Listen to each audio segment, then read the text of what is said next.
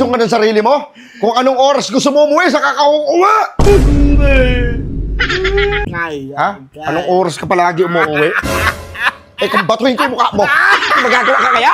Ang binatuhin yung mukha mo na! Sarado na yung pintuan eh. Boss ulit ah.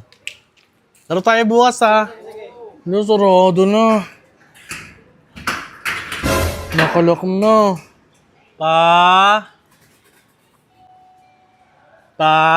Ano? Pa. Umuwi ka pa? Umuwi ka pa? Ikaw? Ayos Ayos ang oras ng uwi mo Wala ganun lang kami, nag-food trip lang kami kila Taba. Nag-food trip? Alas 6 na? Ayos ka. Parang walang nag-aantay sa'yo dito ng mga magulang mo? Doon ka na sa kanila, sumira! Pa, pasok ako pa. Huwag mong pahawakan yung gate dyan. Halika nga rito. Alam ba kung anong oras na? Kung anong oras na? 6:30. Anong oras ka ba dapat umuwi? Anong oras ka dapat umuwi? Uy, yung bibig mo. Bibigyan kita ng isa.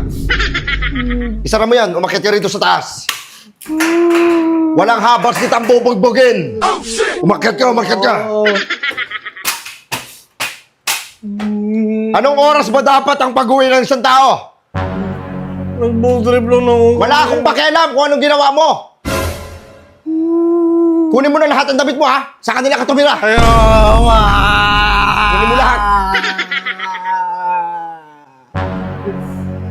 Ano nagdidesisyon ka ng sarili mo? Kung anong oras gusto mo umuwi sa kakauuwi?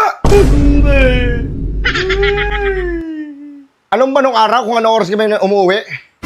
Alas 3 pa lang ng hapon, nandun na kami sa bahay. Alas 6 ng gabi, tulog na kami. Aga naman sobra nun. Ganon kami kadisiplinado nung araw.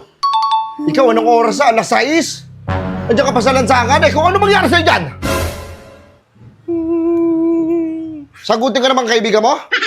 Ano na naman kami sa loob ng bahay nila Pag may nangyari sa'yo, ang matatakbuhan mo, pamilya mo. Kami. Mga anong madudulot sa'yo yan? Puro chill.